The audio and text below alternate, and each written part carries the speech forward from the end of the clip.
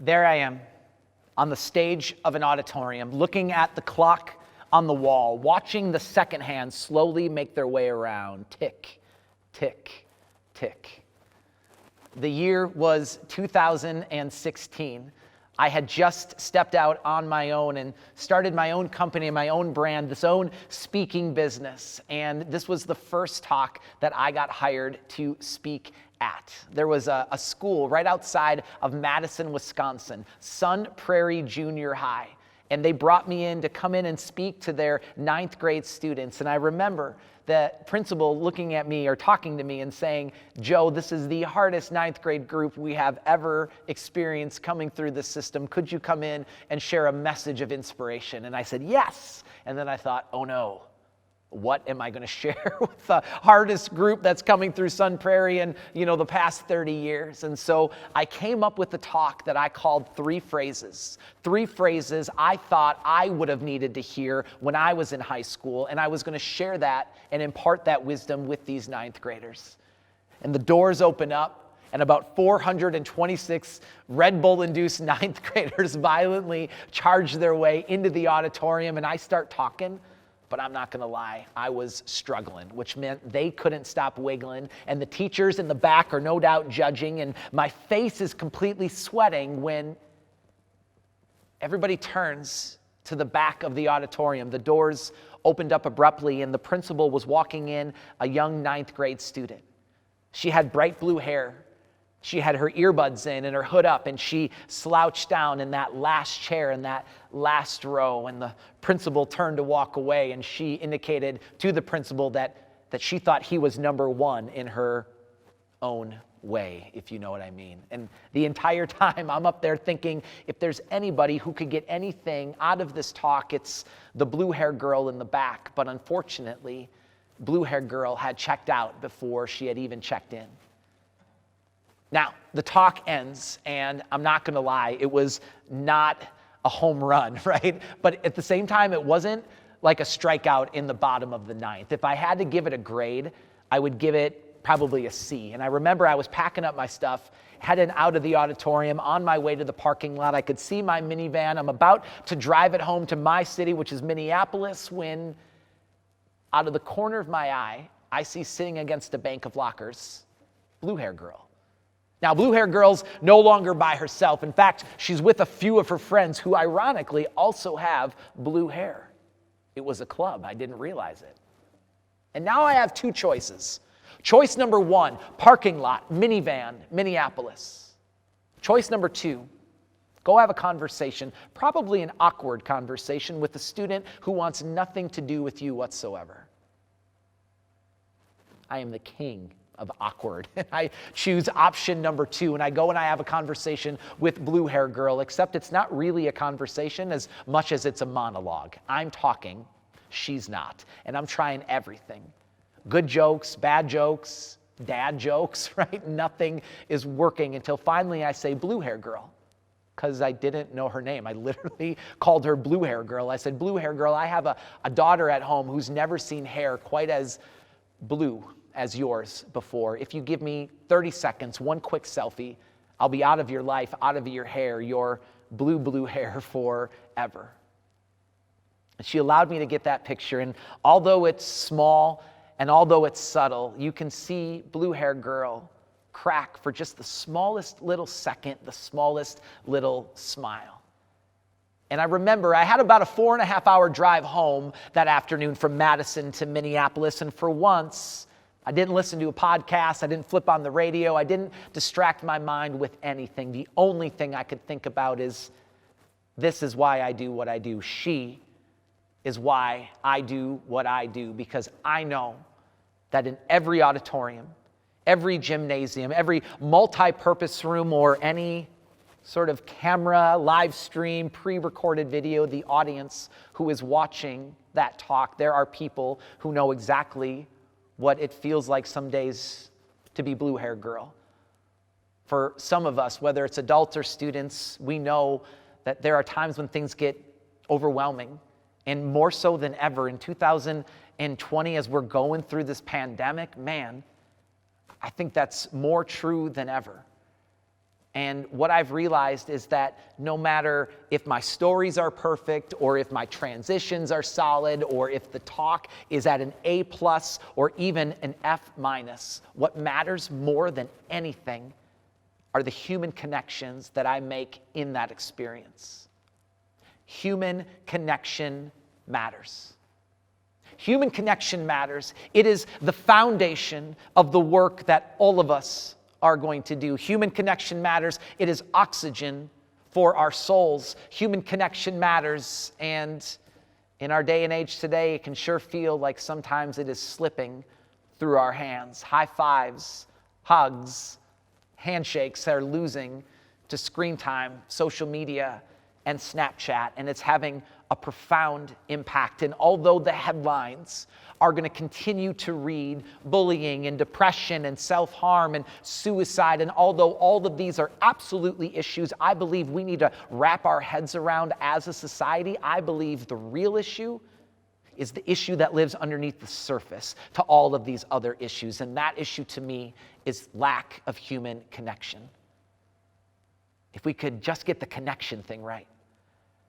And so I've spent the last 18 years of my life speaking in schools all over the country. I speak to older students in auditoriums, younger students in gymnasiums. Sometimes I speak to adults, parents, and teachers, but always, throughout every single one of those talks, no matter what audience I'm speaking to, human connection is at the core. Why human connection? Because what we know is that it matters. And that's not just a Joe thing. That's a Harvard study sort of thing. The longest study ever done, over 80 years in existence, has proven that people at the end of their lives, they have studied people all their lives, and at the end of their lives, they ask them questions, and through those questions, they're able to discern what makes us the most content, most fulfilled, and the happiest humans on the planet. And what they found is that our happiness, contentment, fulfillment has very little to do with our stuff or our status. It has very little to do with money. It has everything to do with the quality relationships that we have with humans in our lives. And those relationships are built on connections. So today, in this pre-recorded video that we are doing magically through the power of the technology world that we're living in, a conversation on connection. We have three big strategies that I want to share in this talk. Strategy number one is all about building connection quickly. Strategy number two is about values and story. And strategy number three is what I call the magic of toast. There's a couple disclaimers that I have to all of this. Number one, I'm not an expert. I'm not like the guru, right? I think so often speakers like me, they come in and people assume that because they're talking about a certain topic that they must have a PhD on the subject. The truth is, I'm like every single one of you. I'm a dad. Like I worry about some of the same things. By no means am I saying I've got all of this figured out. This is a process for me as well. What I do have is 18 years of experience working on the front lines in schools. And I also think about this stuff quite a bit. This is my passion. And so I'm going to be sharing just some ideas and thoughts on connection. With that said, I am very well aware that the real experts in a room are the people that are looking at me, not the person who is talking to you. So throughout this presentation, there are going to be times where we break out and you have conversations with people around you. I encourage you to share your voice during those times and to speak up. It'll make the whole thing go a little better, and it'll be a little bit more engaging. So that's the three big strategies. There's the disclaimer, is that you don't got the guru, but I think we're ready to jump on in. If you are ready, here's what I need you to do right now. I need you to repeat after me. You got to say this out loud. I'm not there, so I have no idea if you're doing this, but on your honor right now, repeat after me nice and loud. OMG, LOL, BFF. Awesome. 3-letter acronyms. Kids these days, they talk in 3-letter acronyms. And so I came up with my own 3-letter acronym that I want to share with you. Everybody repeat after me. MWT. What does that mean?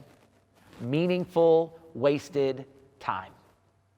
When I'm speaking in schools, Many times schools, just like your schools, I will ask the students who have walked down to the auditorium, especially the high school students, how many of you, when you heard you had to go down to the auditorium to hear the motivational speaker, thought to yourself, this is going to be the stupidest 45 minutes of my life?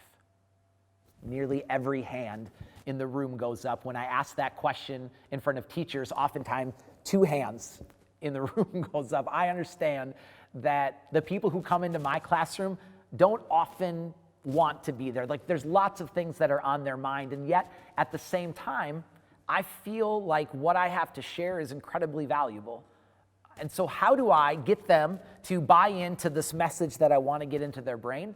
I think it first starts by connecting with their hearts. Meaningful wasted time is an opportunity for us to do just that, connect with their hearts. And I have a couple ideas on ways I do that, and I know that it's going to look differently for everybody because some of you are first grade teachers, some of you are, high school teachers, some of you work in the office or a gymnasium, you might be a paraprofessional, or you might work with students in other ways. But the ideas that I'm going to share right now are all opportunities that we can use, and maybe with just a little bit of tweaking, you can really utilize them in the classrooms that you work in. The first idea is what I call being a YouTube ninja. Let me explain. Kids these days, they are on the YouTube quite a bit, right? I have an 8th grade daughter. I understand, like, if I hear another video that starts with, "Hey guys, thanks for coming to my YouTube channel. Please like and subscribe," I'm gonna punch the screen, right? They're on the YouTube quite a bit. However, I think we can use platforms like YouTube to make connections with students. And here's how I do that. I usually use YouTube in one of 3 ways, either to find music, to find funny videos, or inspiring messages. Let's go over each of those right now. Music. Music is the universal language of all time. When I'm leading my live programs, I always have music as people are coming in. And what I notice is that when I have that music, the energy shifts. People come in with a little more pep in their step. They sometimes sing or they sometimes dance, not well, but they do it and they are more engaged. What if, as the students are walking into your classroom or your building or your setting, you had a song or 2, even remotely, that they could walk into the space listening to? And what if, just as an idea, you, somewhere in this experiment, allowed the kids to choose the music that gets played? Hashtag strong filters, I understand. But it would give that student an opportunity to have a moment to talk about what's important to them or to share why that band or those lyrics mean something to them. A beautiful way to create meaningful wasted time is to use music. The second is funny videos. There is no shortage of funny videos on YouTube right now, and anytime you use those, what I've noticed is that the students don't associate the funniness of the video to the actual video. They associate it with the person who showed them the video, which means you could literally be the least funniest teacher in the entire district and be amazing in front of your students. The third, inspiring videos. I had no idea if videos that were on YouTube, inspirational videos like that, would ever really connect with young people, but I actually tried it in one of my talks. I put on this 3-minute motivational video, and I was nervous, right? Because I thought if they thought the video was dumb, they were gonna think I was dumb, and then I had 45 more minutes just to look dumb. And so I pressed play, and I kind of closed my eyes, and I crossed my fingers, and about 30 seconds into the video, I look out, and nearly every eye was on the screen. Nearly every jaw was slack. And by the end, nearly every hand started clapping. They loved it. Maybe with a little bit of prep and a little bit of time, you could weave in music or funny videos or inspiring messages into your classroom. In fact, we've actually created a guide around this because what we know is that you're busy. You have a lot on your plate. And you don't have 2 hours every single Sunday to go on and look for all of these things and resources. So my team and I, we've created what we call our connection guides. And every month we update these with music playlists, funny videos, and inspiring messages that have all been vetted by my team, so you don't have to worry about getting an email from a parent saying, "Why did you show little Jimmy this video?" or whatever it may be. So we got your back covered on that. That's YouTube Ninja. A second way you can create meaningful wasted time is what I call the sweet greet. It's interesting. I had a teacher, I think back in my high school years. His name was Mr. Rosengren. And Mr. Rosengren was my 11th grade English teacher, and every day, Mr. Rosengren would stand outside his door. Every day he would shake my hand. Every day, Mr. Beckman, I'm happy to have you in my class. I never loved English. I always loved that handshake. I remember Miss Forbes. Miss Forbes was our geometry teacher. And Miss Forbes, unlike Mr. Rosengren, never stood out in the hall. She never high-fived students. And quite honestly, it would have been a little weird if she did. That wasn't sort of her DNA. But Miss Forbes made small micro connections with us in her own way. I remember Miss Forbes would come up to us and ask us questions like, hey, on a scale of 1 to 5, how was your weekend? And looking back, what I realized what she was looking for were the 1s and the 2s and the patterns that she might get from students, and she'd be able to use those to build connections. It was only a few years later that my parents in high school went through a really, really messy divorce. And interestingly enough, it was Miss Forbes, and Miss Forbes only, who pulled me aside one day and said, Joe, I don't know exactly what you're going through, but I just want you to know, number 1, I got your back, and number 2, it's not your fault. You know how badly I needed to hear it's not your fault in that moment? I don't believe Miss Forbes would have been able to learn or glean any of that information that was going on in my life if it wasn't for the small micro connections that she would make with students and the information she would gather with those connections.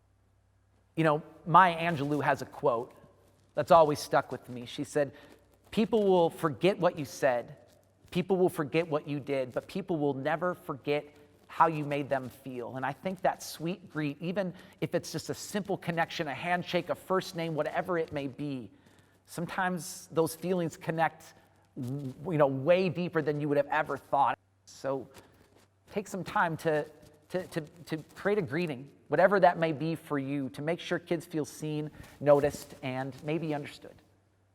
The third idea is to do what I call quick hitters. Now, my guess is many of you are doing these already, but this is just something at the beginning of class that allows meaningful wasted time to flourish. Like maybe it's a discussion question that you put up on the screen, or a problem-solving riddle that they have a limited amount of time to solve, or maybe it's like a human connection activity where people get up and connect. And I understand that's a little challenging right now in our day and age, but anytime we can get them up and move, I think is going to benefit. Here's what I'd like. I would like to, for once in my life, I would love to stop talking a little bit, and I would love to turn things over to you. Let's say like 3 to 5 minutes. And in this 3 to 5 minute break, what I'd like you to do is pair up or get into groups of 3, it really doesn't matter, and just have a small little conversation. And in that conversation, you're going to be answering 2 questions. Question number 1 is, who was an adult in your life that made a strong connection with you? Was it a teacher, a mentor, a coach? And who were they? What did they do? How did they make those connections? Share that and talk about that person. The second question is this: what is your number 1 strategy when it comes to building connections with your students? I think so often we keep these strategies to ourselves and we don't share them with others. And yet, at the end of the day, we're all trying to build connections with students, so we should share that knowledge with each other. So in a second, you're going to have about a 3 to 5 minute conversation with a few people around you, and when you're finished and we're all gathered back together, we'll jump in to big strategy number 2.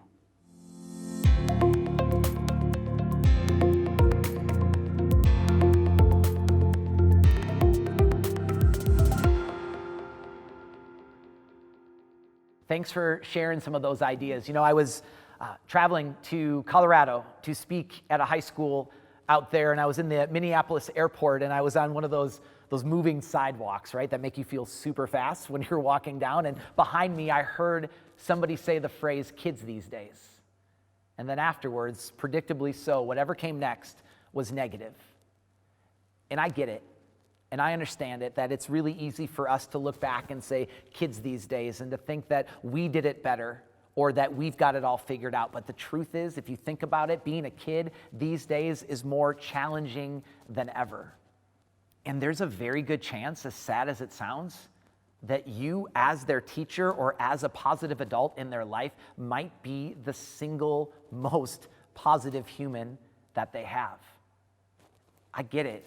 We're all busy. Our plates are full. how do we find any time to weave in connection on an already full plate? Well, I think the connection part is the plate. It's the part that everything else is built on. So let's stop thinking about connection as one extra thing that we have to do on an already full plate, but let's see it as a necessary part of the process that supports all the different things that are sitting on the plate already. Big strategy number one is all about creating MWT, meaningful wasted time. Big strategy number two is a little different. Big strategy number two is a little less external and a little bit more internal. It's a strategy that I call know thyself, share thy story. Let's go back a few years. A few years ago, there was a very intelligent man by the name of Socrates. And Socrates was asked by one of his students, what is the key to a happy life? And Socrates thought, and he thought, and he thought, and you would think, right, because he's Socrates, that he would come up with some long philosophical answer. But he actually came up with two words. He said, happy life, happy wife. Just kidding, that wasn't Socrates. That was somebody else way more brilliant. Socrates actually said, know thyself. Think about it. Who are you? What do you stand for? What are the values that shape the decisions that you make? We want kids to know the answers to these questions, but oftentimes as adults, we don't know. But what we do know is that connections with others, especially strong connections, starts by creating a strong connection with ourselves. And what I want to do right now is walk through an activity called I Stand for This. Now, this is an activity that you could do in your classrooms if it's appropriate, or even in your living rooms if you're a parent and you want to weave this in with your family. But it's an opportunity for you to get really clear on your top values.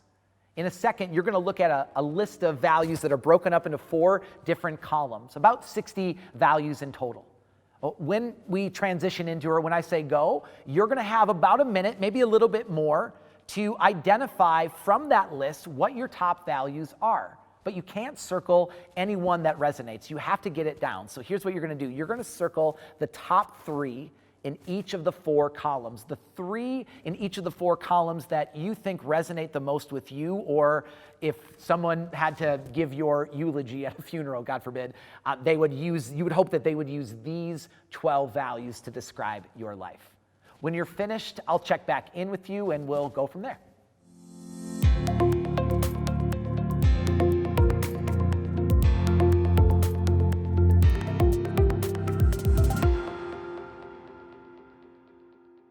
All right, good to see you again. I don't know if that was an easy process for you or not, but either way, it was an accomplishment, right? You went from about 60 values and you whittled it down all the way to 12, which is great.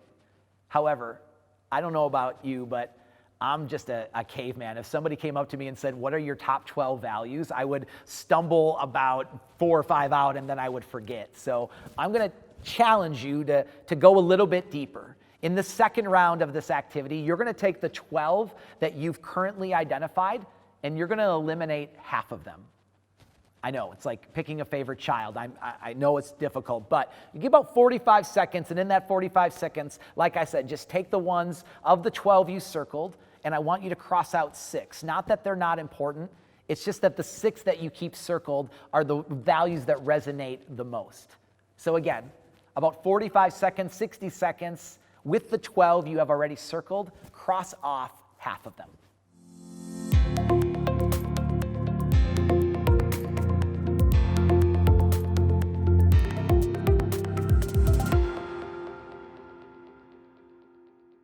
Thank you for completing that challenge. I know it's not easy. Think about it. You went from 60 down to 12, and you went from 12 down to 6.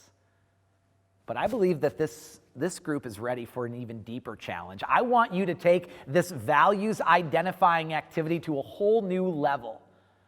60, 12, 6, that's good, but I want to break it down all the way to 3. I want you to identify your top 3 values. We'll give you about 45 seconds to do just that. And when you're done, you're going to place these values on a card that looks just like this.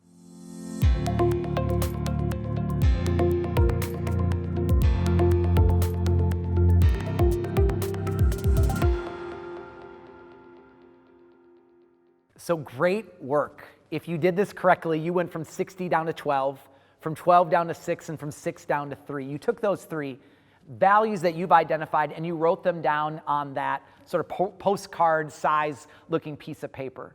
And here's what I'd like you to do. I'd like you to take a look right now and just look at that card and read it over to yourself. My card says this: I, Joe, have one shot on this earth, one opportunity to make an impact. My life will be defined by these 3 words. And for me, that's compassion, optimism, and family. My guess is that your values are different. We're different people with different walks of life, but I think it's incredibly important when we're talking about connections with students that we also remember about the importance of connections with each other. So right now, what I'd like us to do is take about, again, 3 to 5 minutes, maybe with the same people you had a connection with earlier, and just take the time to read your card if you're comfortable with that. Share your name and then read the whole thing exactly how I read it verbatim, and then share your top 3 values. And then afterwards, if your group wants to ask you why that's important to you, feel free to share about one of those values and why it resonates so strongly. Take the time to do that now, and I'll check back in with you after.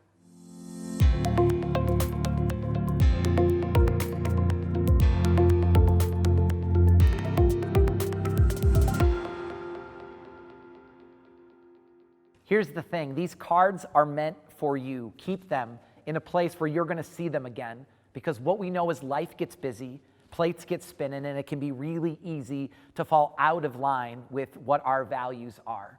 So keep these for yourself, but also keep them for students. And if you put this up in a place where your students could see it, inevitably what will happen is a conversation about values. Hey, Mr. Johnson, what's that card all about? Which gives you a beautiful opportunity to talk about those 3 values. Like, I don't know if honesty is on your list or not, but if it is, and you have opportunities to talk about it and share experiences from your life around it, man, there's probably a very good chance that honesty will be a top priority or value for many of your students as well. You see, these decisions, life decisions that our students are going to have to make, they're going to make some of these bigger decisions like what they believe in and what they stand for based on the adults who had the biggest impact in their lives. Enter stage right, teacher. So use these cards and these values as a compass for yourself, but also as some interesting conversation that you can create with your students. So that is the know thyself of the know thyself, share thy story strategy. The second part is the share thy story. And I'll do that right now in my life. About 5 years ago, I was contacted by our daughter's school nurse. She reached out with an email that said something along the lines of, "Dear Mr. Beckman, I don't know how to quite say this, but your daughter, who was in 3rd grade at the time, is coming into my office almost on a daily basis, and the things she's talking to me about raise some serious red flags and concerns that she's struggling with anxiety or maybe even childhood depression. I would suggest that you get her tested." And I read the email and I thought to myself, man, maybe the nurse has the wrong parent. Maybe she doesn't know that I'm a motivational speaker in schools all across the country and inspire kids. There's no way that she could be talking about my child. But she was. And thank goodness she had the courage to send that email, because we got Sophia tested shortly after. And lo and behold, sure enough, she was diagnosed with childhood depression. In 4th grade, Sophia missed nearly 30 days of school, not because she didn't want to be there. She wanted to be there. She missed because some days she couldn't even get out of bed. Now, I don't share that story with you to make you feel sad for me or for my daughter, because the truth is so many of you watching this have experienced things that are much more difficult than that. I share that story with you because so often what ends up happening is when a presenter comes in, they get put on this sort of pedestal, just like students oftentimes put you on. And your students see you as this person who's sort of got it all figured out. But just like all of us know that just because you hit 25 or 35 or 55, it's not like a switch flips and all of a sudden life gets perfect.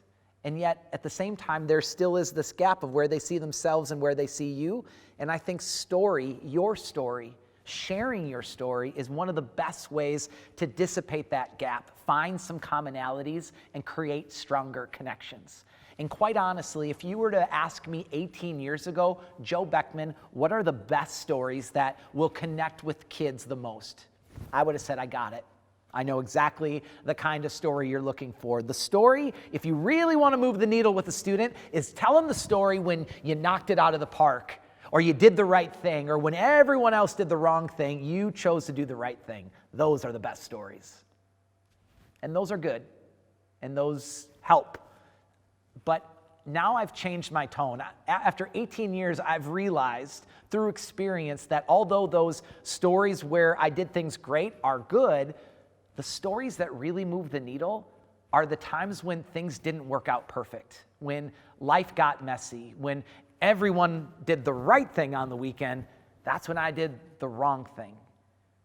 Those are the stories that make us real, that make us human. And by no means am I saying to like a second grade educator, open up and share your deepest, darkest secrets to your second grade class. Obviously not.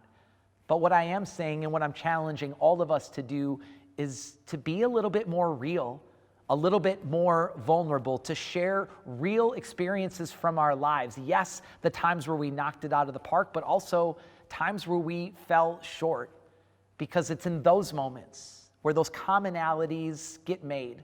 It's in those moments when we become real, where we become human. And at the end of the day, I believe if we're going to have the greatest impact on young people, it's not about our intelligence, it's about our humanness. So big strategy number 2 is all about reconnecting with you and being able to share your story with others.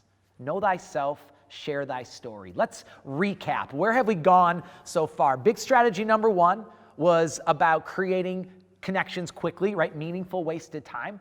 Big strategy number 2 was all about sharing your values and knowing your story. And big strategy number 3 is what I call yay toast.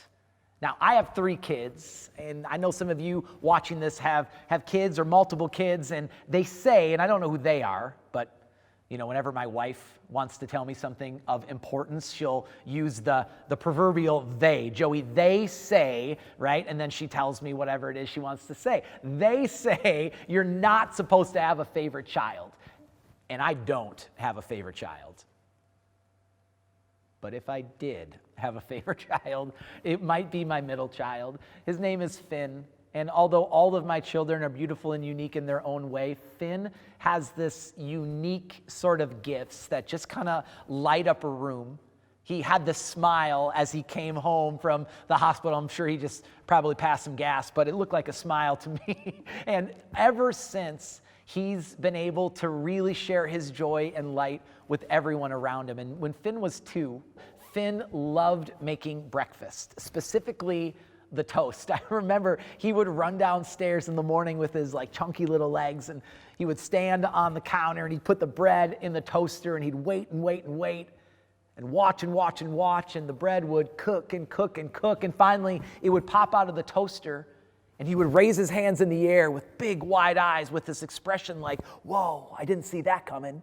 And then he would shriek as if he had just won the lottery, and I was always like, dude, it's just toast.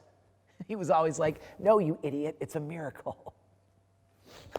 As crazy as it sounds, as silly as it sounds, all of us, at one point in our lives, we used to cheer for little things like the magic of toast.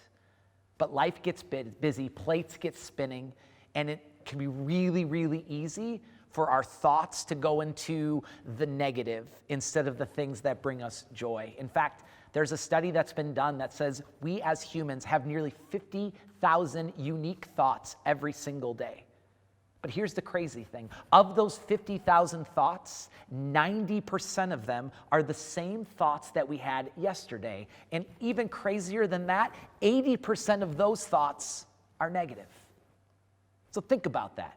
Every day, the majority of the thoughts that are crossing an average human's mind isn't on what they have, it's on what they don't have. We focus on the negative. And why does that matter?